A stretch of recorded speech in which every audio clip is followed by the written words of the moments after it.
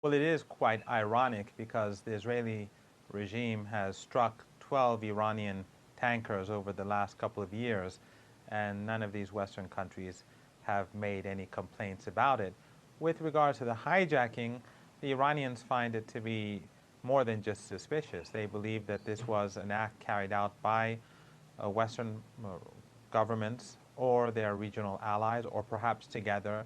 The timing was odd because it came during President Raisi's the beginning of his presidency, and also the alleged hijacking took place very close to the UAE, and the hijackers, within minutes, they would have drones flying overhead, ships surrounding because of the heightened presence of the military of different countries. So the very fact that these hijackers escaped and no one knows where they went, for the Iranians shows that this was a false flag operation. But tensions are high with the United States, but that has always been the case for many years now. I think that President Raisi, though, his top priority will be the Iranian economy.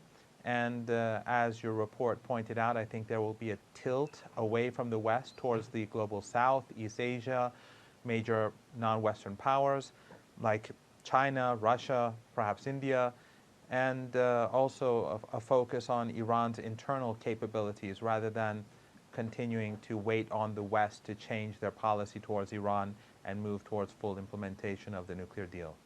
President Raisi has said during the campaign and after he was elected that he will continue with Iran's policy and that if the United States and the Europeans fully implement the nuclear deal, Iranians will reciprocate.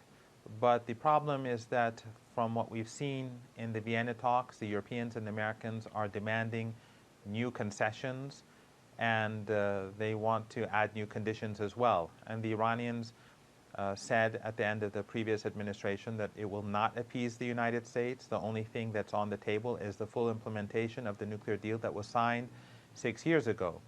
And President Raisi is going to pursue the same policy. So Iran will continue to abide by the nuclear deal, or at least it will accept the nuclear deal, and it will abide by it if Western countries agree to full implementation. However, I think in order to put pressure on Western countries and the United States, Iran will actively pursue different policies, and that it will promote and strengthen ties with non-Western countries. Over the past 8 years, the belief in Tehran has been the Rouhani administration at times was cautious about its relationship with non-Western countries because it wanted to, and also it sometimes was quiet about Israeli aggression because it wanted to give Western countries the opportunity to change their attitude towards the country and move towards the implementation of the nuclear deal. But over the past few years, we've seen that Western governments have not taken that opportunity. They've not shifted their policy towards Iran, and in the eyes of the Iranians, they continue to be unreasonable. So I think Iran will actively pursue a somewhat different foreign policy in this regard, and that Iran will move towards greater reliance on internal capabilities as well.